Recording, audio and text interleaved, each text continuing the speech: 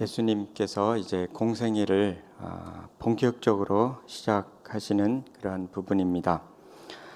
예수님은 공생애 시작하시기 전에 많은 준비 기간을 가지셨습니다.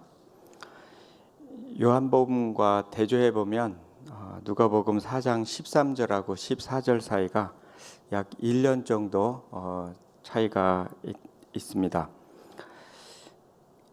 이제 예수님께서 요단강에서 세례를 받으셨습니다. 4장 앞에 보면은 예루살렘 근방에 있는 요단강인 것을 마가복음을 보면 알 수가 있습니다. 그러신 후에 이제 요한복음하고 이렇게 비교해 보면 가나안 혼인 잔치를 위해서 이제 다시 갈릴리로 가셨습니다. 그리고 갈릴리로 가신 다음에 다시 예루살렘으로 오셔가지고 예루살렘 성전을 이제 청결하게 하는 일을 하십니다. 그때가 유월절이었습니다.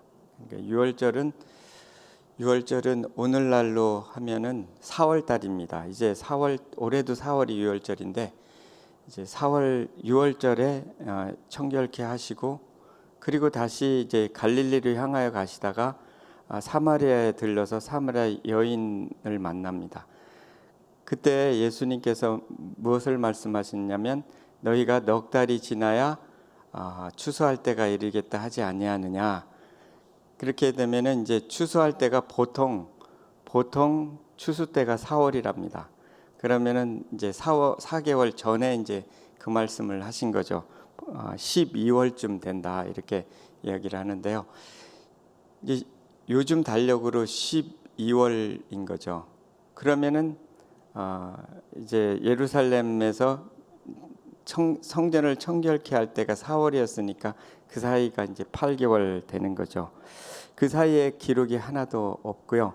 그리고 나서 이제 사마리아를 지나서 지금 이곳 나사렛 땅에 오신 거거든요. 그러니까 4장 첫 부분하고 지금 부분하고 거의 8개월에서 1년 차이가 난다는 거예요. 정확히는 13절하고 14절 사이가 이제 1년에 8개월에서 1년 차이가 난다 하는 것을 이제 알 수가 있습니다.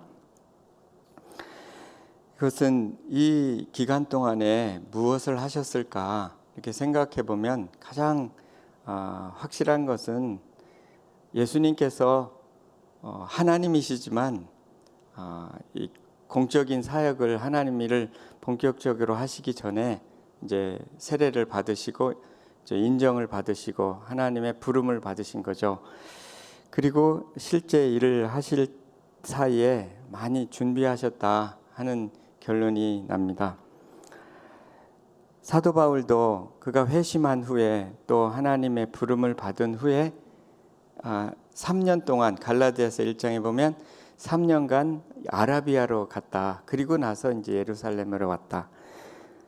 그 3년 동안 무엇을 했겠는가? 그것도 준비한 거죠. 홀로 하나님과의 많은 시간을 가졌다. 이제 그렇게 해석들을 하는데 예수님의 삶에서도 보면은 이 기간은 준비하는 기간이 되었겠다. 하나님과의 시간, 또 어떻게 사역을 할지, 또 문화를 과 사람들을 속에서 어떻게 사역할지를 많이 준비하셨다는 생각을 하게 됩니다.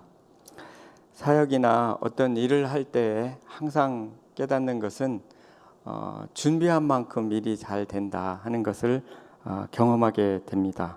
어제 강 목사님 말씀 속에서도 다윗이 잘 준비하고 그리고 그 준비한 만큼 쓰임을 받았다는 것을 말씀해 주셨는데 여기서도 같은 결론이 나는 거죠. 예수님께서 그 1년 동안 거의 1년 동안 공생애를 이제 준비를 하셨다 하는 것을 알게 됩니다. 우리도 어떤 일을 하든지 이 사실을 알고 일을 하면 참 좋다 하는 것을 알게 됩니다. 많은 준비가 그 일들을 잘 하도록 하게 한다 하는 것이죠.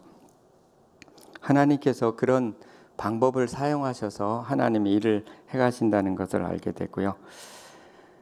하나님께서 이렇게 예수님은 준비를 하신 후에 어떻게 일을 이제 시작하신가. 오늘 이제 공생애를 사실은 그 전에도 조금 일이 있었지만 본격적으로 이제 시작하시는 그런 장면입니다. 그것을 통해서 예수님께서 어떻게 일을 시작하시는가 하는 것을 배우게 됩니다. 몇 가지 사실을 함께 나누도록 하겠습니다. 첫 번째는 예수님은 조심스럽게 일상 속에서 일을 시작하셨습니다.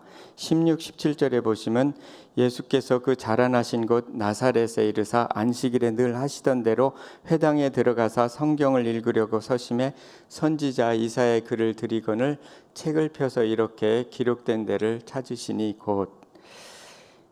예수님께서 처음 찾으신 곳은 갈릴리 나사렛 땅, 즉 자신이 자라난 고향 땅이었습니다. 자신에게 익숙한 곳에서 일을 시작하신 것이죠. 또 안식일에 늘 하시던 대로 회당에 들어가셨습니다. 이 회당은 바벨론 포로 시대 때부터 이제 전통이 된 거죠. 그곳에서 모여서 말씀을 듣고 서로 또 교제도 나누고 했던 그 회당 에서 성경을 이제 늘 하시던 대로 성경을 읽으신 것입니다. 예수님께서는 전통과 문화를 중요시하셨다는 거죠. 예수님의 메시지는 굉장한 변혁을 일으키는 메시지였습니다. 복음 메시지는. 근데 실제로 일을 시작하신 그 환경은 전통과 문화 속에서 전통을 중시하시고 또 문화도 중시하신 것이죠. 회당의 문화. 그리고 이제 그 좋은 전통은 계속 유지를 하셨던 것입니다. 처음부터 이렇게 외적인 일을 막 변화를 일으키신 것이 아니라 조용히 일을 시작하셨다 하는 것을 알 수가 있습니다. 또 예수님은 그 좋은 습관을 소중히 여기셨습니다. 오늘 보면은 늘 하시던 대로 회당에 가셨다는 거죠. 이것은 습관이라는 거죠. 이 원어를 보면은 에토라는 단어인데요. 그 누가복음 22장 39절에 예수님께서 습관을 쫓아 감람산에서 기도하시다 할 때 그 습관을 쫓아 하는 단어는 에토스라고 돼 있어요. 그러면 이 에토스에서 에토가 왔거든요. 그러니까 같은 단어예요. 그 무슨 뜻이냐면 습관이라는 뜻이에요. 습관. 윤리라는 뜻도 있고요. 에토스, 파토스, 로고스, 에토스 할 때 에토스인데 헬라 말이죠. 그런데 습관이라는 뜻이 있어요. 바로 이 예수님이 습관을 가지신 거죠. 이번 주 강 목사님 목회 서신이 습관인데요. 바로 그 좋은 습관을 소중히 여기시고 그 습관을 쫓아서 일을 하셨다는 것을 알 수가 있습니다. 일상 속에서 일을 조용하게 시작하신 것을 알 수가 있는 것입니다. 그리고 이 이사야 본문 61장을 읽으셨는데 이것도 61장도 그날 정해진 본문이었다고 성경학자들은 이야기합니다. 왜냐하면 해당에서 늘 정해진 매일매일 읽어야 할 분량이 있었거든요. 오늘 보면은 선지자의 글을 찾아서 읽으셨다는 거죠. 이 부분을 일부러 찾으신 것이 아니라 오늘 그날 본문이 바로 이 이사야 61장이에요. 그러니까 하나님께서 일을 하실 때 아주 이 섭리적으로 일을 하신 거예요. 아주 절묘하게 그날 본문이 61장 되도록 그렇게 하나님 계획을 하신 거죠. 그러니까 예수님은 그것을 따라서 읽으신 것입니다. 그와 같이 섭리 가운데 역사하셨는데요. 그 일상을 따라서 늘 하시던 습관을 따라서 좋은 습관을는 계속 유지를 하신 거죠. 기도하는 습관과 말씀을 읽으시는 습관, 이 습관을 통해서 경건의 습관을 통해서 일을 하셨다 하는 것을 알게 되는 것입니다. 그 습관과 일상 속에서 하나님의 섭리가 맞물려 있다 하는 것을 보게 됩니다. 두 번째는 예수님은 사람의 필요에 민감하시면서 복음을 전하셨습니다. 예수님께서 갑자기 이렇게 막 천국 얘기하시고 그렇게 영적인 신비로운 얘기하지 않으셨습니다. 18절 보시면 주의 성령이 내게 임하셨으니 이는 가난한 자에게 복음을 전하게 하시려고 내게 기름을 부으시고 나를 보내사 포로된 자에게 자유를, 눈먼 자에게 다시 보게 함을 전파하며 눌린 자를 자유롭게 하고. 이 말씀은 복음에 대한 누가복음의 관점, 또 누가의 관점을 잘 나타내주고 있습니다. 이게 사복음서가 있는 것은 복음에 대한 관점이 서로 다르기 때문에 그렇습니다. 마태는 예수님의 왕되심을 나타내고 마가는 예수님의 종되심을 나타내고 있습니다.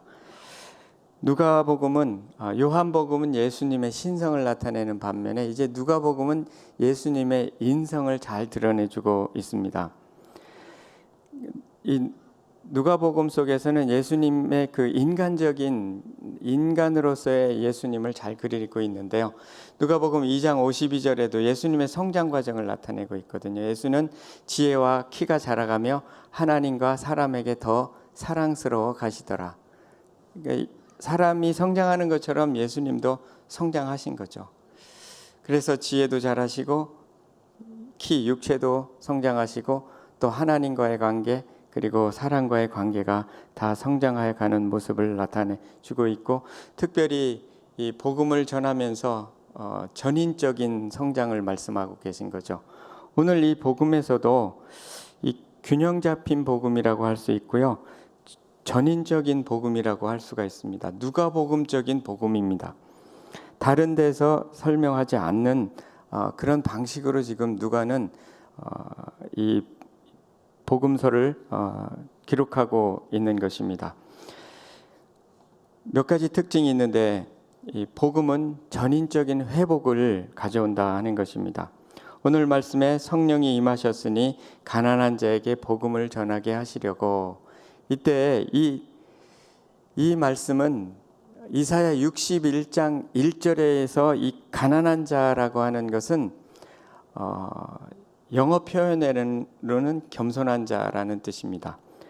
누가복음의 그 헬라어의 표현은 그냥 가난한 자예요. 그러나 원어는 원래 이 히브리의 그러니까 이사야 61장의 원래 내용은 가난한 자를 뜻하는 것이 아니고 겸손한 자라는 뜻이 됩니다. 물론 거기에 가난도 포함되고요. 그러나 그것은 그 당시에 바벨론에 포로된 사람들에게 주신 말씀이었기 때문에 그 바벨론에 포로된 그 비참한 상태, 아주 낮아진 상태, 그리고 어느 면으로 겸손해진 상태, 그리고 상처받은 상태, 그거를 표현하는 말입니다. 거기에는 이제 가난도 포함되고요, 영적으로 하나님과 멀어진 상태도 표현하고요, 그리고 정신적으로 상처받은 것도 표현하고, 이와 같은 그런 사람들에게 전하셨다는 거죠. 그 사람들의 회복에 대한 말씀인 거죠. 영적으로, 환경적으로, 정신적으로 낮아지고 소외된 사람들에게 주신 회복의 말씀이었던 것입니다. 근데 여기서 가장 중요한 것은 영적인 것이겠죠. 하나님과의 관계가 멀어지고 죄를 짓고 멀리 떠났던 그 포로된 사람들, 하나님께 돌아오라는 메시지가 되는 것입니다. 그러나 그 메시지가 영적인 하나님과의 관계 회복이 다른 많은 회복, 그 환경적이고 육체적이고 정신적인 회복을 함께 가져온다 하는 것을 이 가난한 자라고 하는 표현 속에 우리는 알 수가 있게 됩니다. 두 번째, 복음의 특징은, 이 누가복음에서 말하는 복음의 특징은 환경적인 회복을 가져온다 하는 것이죠. 복음이 환경적인 회복을 가져온다 하는 것입니다. 가난한 자에게 복음을 전하려고 하는 이 누가복음의 가난한 자는 가난한 자입니다. 환경적으로 가난한 거죠.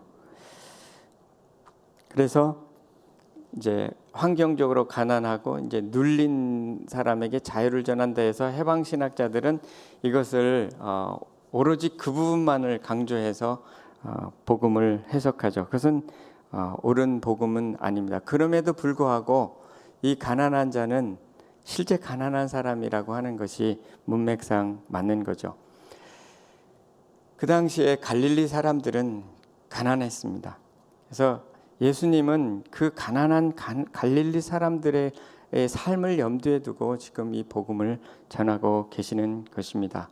그 사람의 필요에 무관한 것이 아니라 필요와 관계된 복음을 지금 말씀하고 있는 것이죠.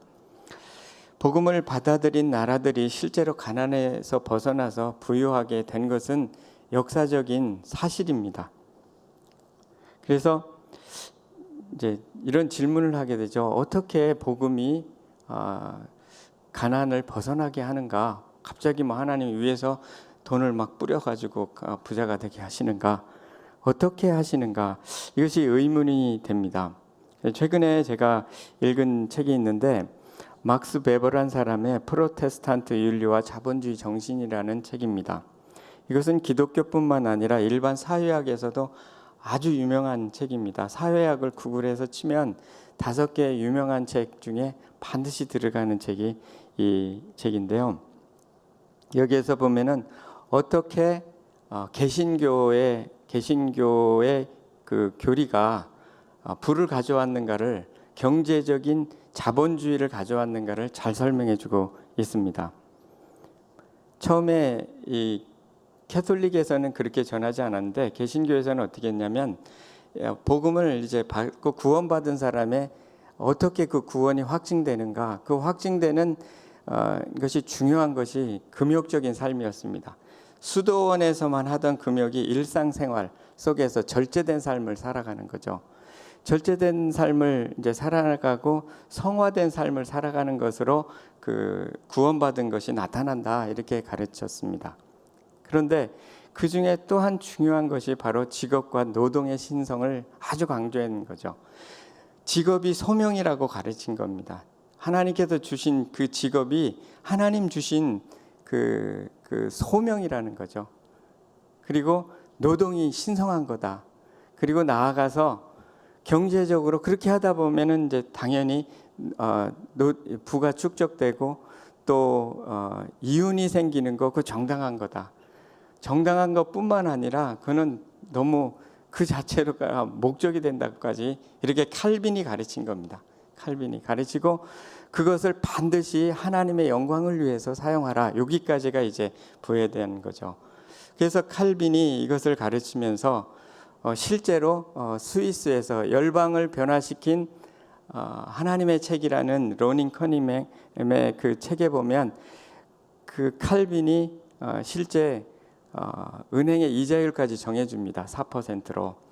그런 것처럼 그 완전히 아주 쓰레기덩이가 됐던 쭈리히라는 그 도시가 그 지금의 도시로 바뀐 거는 칼빈의 가르침 때문에 그랬다고 나오는데, 마찬가지로 그 막스 베버가 바로 그 개신교의 그 교리가, 특별히 칼빈의 교리가 자본주의를 만들었다는 거죠.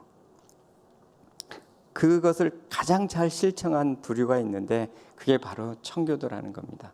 그래서 미국이 오늘날 있었던 것은 청교도에 의한 것인데, 청교도가 이것을 철저하게 실천한 거죠. 절제된 삶을 살고, 그리고 열심히 노동을 해서 그것을 가지고 부를 쌓고, 그리고 그것을 가지고 하나님께 영광을 돌렸다는 거죠. 지금은 그것이 많이 퇴색이 됐지만 여전히 무엇이 남아있냐면 그것을 사회 환원해라 하는 공리주의로 남았다. 이제 그렇게 막스 베버를 적고 있는데, 이것을 보면 어떻게 복음이 가난을 벗어나게 하고 하는가를 잘 설명해 주고 있고, 자본주의를 만들었는가 하는 것을 설명해 주고 있습니다. 사실은 이 메시지는 강 목사님께서 늘 말씀하시는 메시지죠. 이 균형 잡힌 복음이어야 한다 하는 것입니다. 균형 잡힌 복음입니다. 세 번째는 복음은 정신적인 회복을 가져옵니다. 포로된 자에게 자유를, 눌린 자에게 자유를, 그랬죠. 여기에 이제 포로된 자에게 자유, 눌린 자에게 자유, 이 자유를 두 번이나 강조하고 있습니다. 포로된 자의 자유라고 되어 있는데요. 원래 구약 성경에는 마음이 상한 자를 치유하는 이 부분이 빠져 있습니다. 마음이 상한 자를 치유하고 그리고 포로된 자에게 자유를 선포하는 복음이다. 이렇게 되는 거죠. 결국은 마음이 상한 것을, 복음은 우리를 영적으로 구원해 줄 뿐만 아니라 상한 마음을 치유하는 기능이 있다는 것입니다. 복음이 들어가면 가난을 벗어나게 하고 상한 마음이 치유된다는 것입니다. 묶인 것에서 자유롭게 되는 것이고, 포로에서 정신적인 포로, 또는 여러 가지 포로가 있죠. 중독으로부터의 자유, 불유한 압력으로부터의 자유. 그래서 복음이 들어간 곳에는 자유가 오는 거죠. 회복이 오고 자유가, 잘못된 생각으로부터의 자유. 진리를 알지니 진리가 너희를 자유케 하리라고 말씀하셨습니다. 이 진리는 우리에게, 복음의 진리는 우리를 자유케 합니다. 시편 147편 3절에도 보시면 마음이 상한 자를 고치시며 그들의 상처를 싸매시는도다. 우리의 상처를 고쳐주시고, 영어 표현에는 heal the broken hearted, 그러니까 그 상한 마음을 고쳐주신다고 말씀하십니다. 언젠가 어느 선교사님이 북한의 성도들과 중국의 성도들이 그들과 힘을 합하면 이슬람을 이제 복음을 전하게 되고 땅끝까지 이제 예루살렘으로 돌아갈 거라고 굉장히 힘주어 말씀을 하셨습니다. 아마 그것이 틀렸다고 할 수는 없는데, 저는 이제 그 말씀을 들으면서 한 가지 나름대로 선교를 경험한 사람으로서 어떤 생각이 들었냐면, 그게 그렇게 쉽게 되는 것이 아니다는 거예요. 그렇게 된다고 할지라도 거쳐야 될 과정이 뭐냐면 정신적인 치유가 있어야 된다는 거예요. 북한에서 당장 자유롭게 된다고 그분들이 선교의 자원이 될 수가 없다는 것을 경험을 통해서 알게 되는 게, 그렇게 많은 상처가 있는 사람이 선교지에 나간다고 고난을 받은 그 경험만 가지고 선교를 할 수는 없는 것입니다. 왜냐하면 상처는 상처를 낳기 때문에 그 선교, 그렇게 고난에서 당장 벗어나서 그 핍박 속에서만 있다가 가서 어느 지역에, 고난받는 지역에 가서 복음을 전하는데 좋은 면도 있지만 그 자체가 상처가 깊이 있기 때문에 상처가 치유되지 않는 상황에서 그 선교는 참 상처가 많은 선교가 될 수밖에 없다는 것입니다. 실제로 우리가 예수님을 믿고 영적으로 회복된 후에 이 정신적인 치료는 일평생을 거쳐서 되는 것이거든요. 저 자신도 지금은 보면은 이렇게 막 웃는 모습이라고 그러는데 전혀 그렇지 않았거든요. 늘 심각하고 늘 땅만 쳐다보고 다니던 사람이 계속해서 이렇게 주님과 동행하고, 또 이렇게 좋은 환경 속에서 이렇게 또 신앙생활하고 배우고, 이런 그 복음적인 환경인 거죠. 하면서 점차 변화된 거죠. 그렇기 때문에 복음이 우리로 하여금 우리의 정신적인 그런 상처를 치유하고 어두움에서 밝음으로 나가게, 빛 가운데 나가게 한다 하는 것입니다.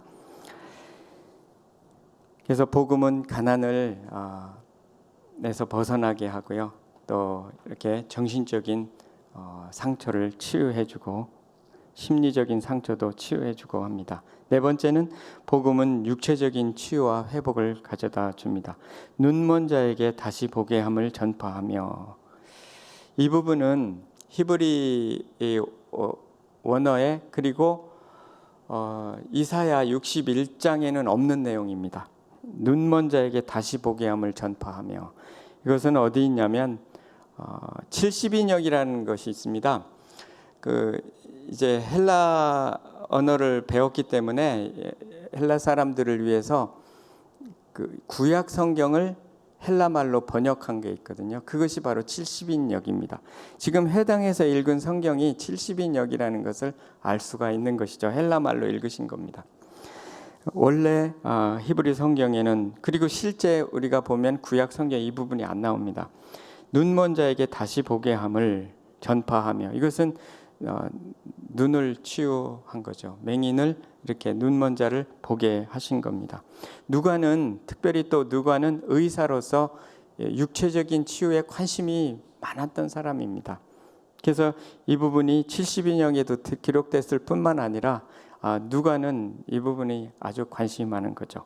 그래서 눈먼 자에게 다시 보게 함을. 예수님은 실제로 공생의 기간 동안에 많은 치유 사역을 하셨습니다. 예수님이 이 땅에 오신 이유가 복음을 전하고 가르치고 그리고 고치게 하시려고 오셨다, 그렇게 말씀을 하셨습니다. 중요한 사역이 치유하는 사역이셨습니다. 이같이 복음은 정신적인 치유뿐만 아니라 육체적인 치유도 가져오는 것입니다. 우리가 잠깐 또 어떤 기간 육체적으로 어려울 수 있지만 결국은 복음은 우리를 치유하는 것으로 나가게 하시는 것입니다.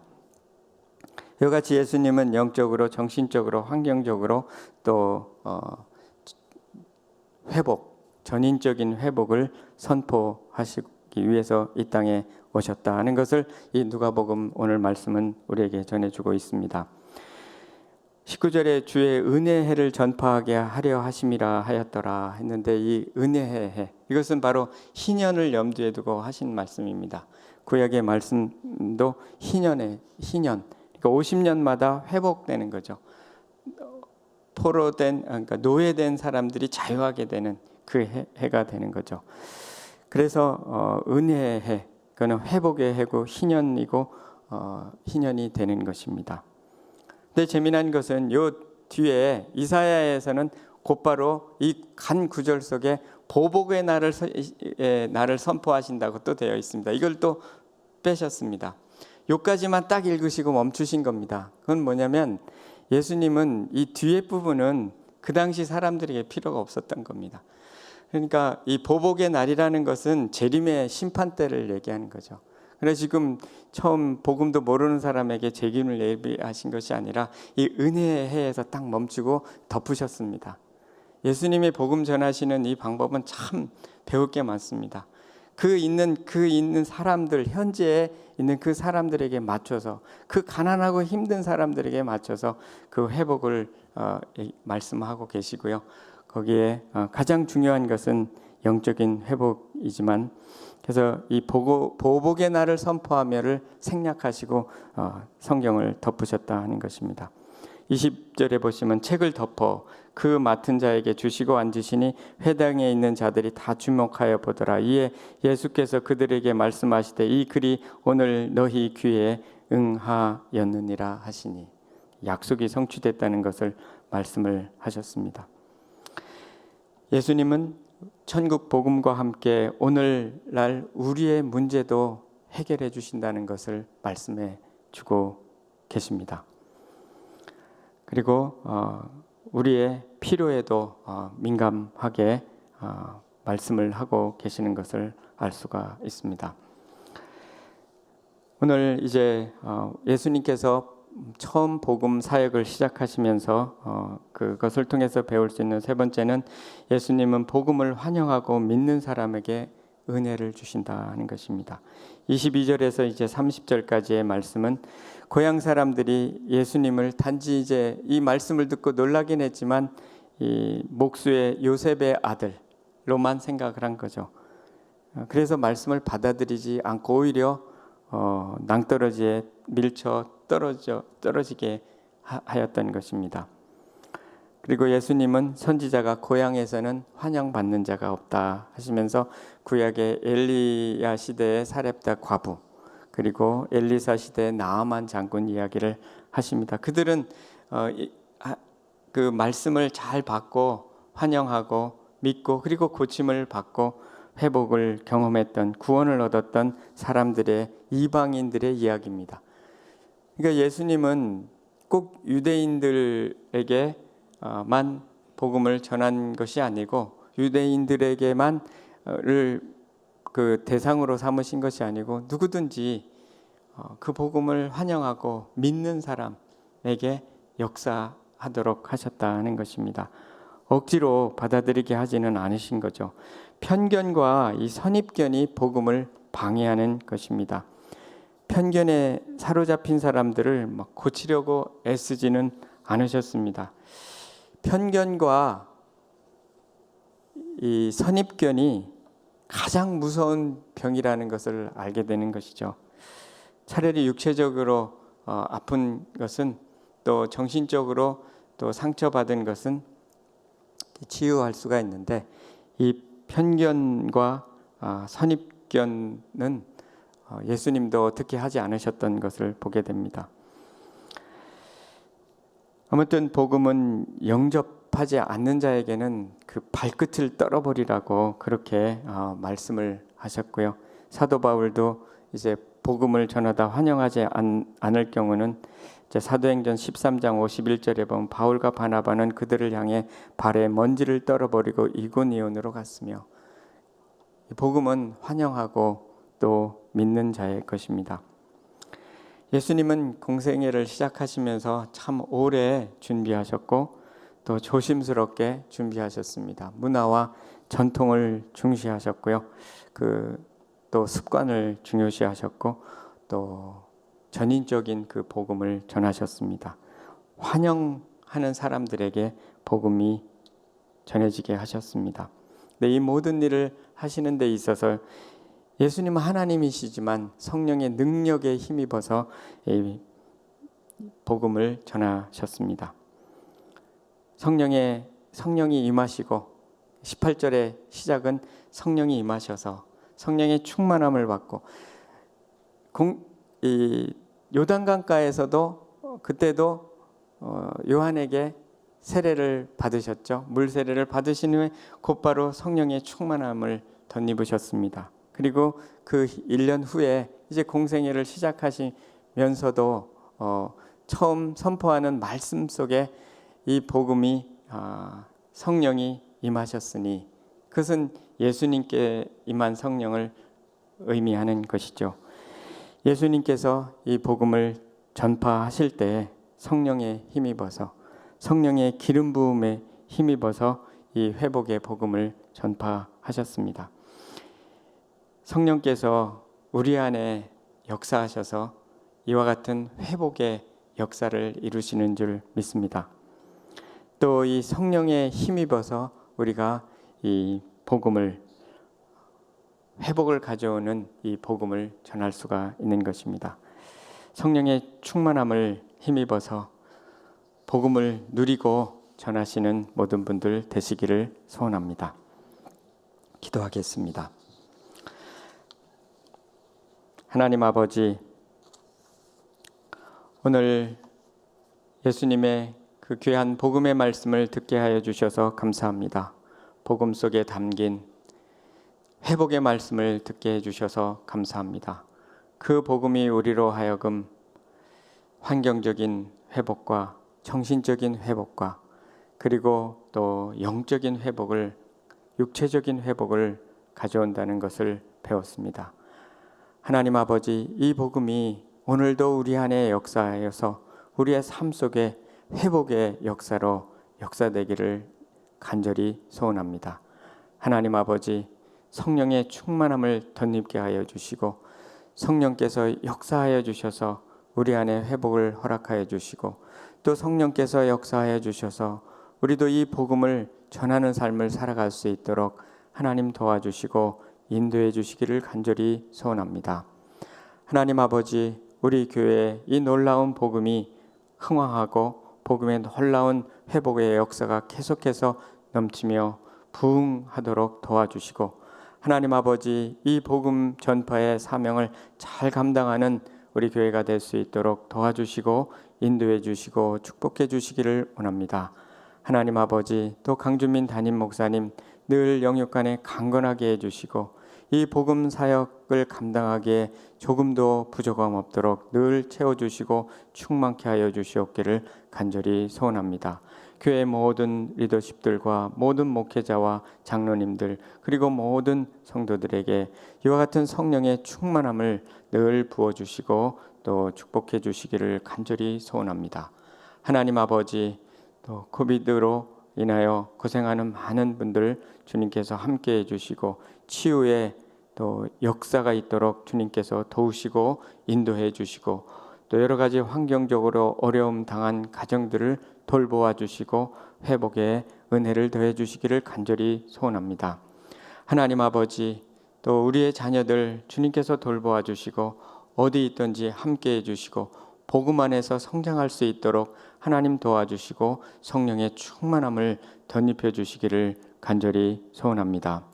하나님 아버지, 또 민영래 선교사님, 윤옥숙 선교사님 함께 해주셔서 파키스탄에서의 그 복음의 사역이 융성할 수 있도록 주님 도와주시고 축복해 주시기를 간절히 소원합니다. 주님께 모든 것을 의탁하며 감사하며 예수님 이름으로 기도합니다. 아멘. 하늘에 계신 우리 아버지여, 이름이 거룩히 여김을 받으시오며 나라의 마옵시며 뜻이 하늘에서 이룬 것 같이 땅에서도 이루어지이다. 오늘날 우리에게 일용할 양식을 주옵시고 우리가 우리에게 죄 지은 자를 사해 준 것 같이 우리 죄를 사하여 주옵시고 우리를 시험에 들게 하지 마옵시고 다만 악에서 구하옵소서. 대개 나라와 권세와 영광이 아버지께 영원히 있사옵나이다. 아멘.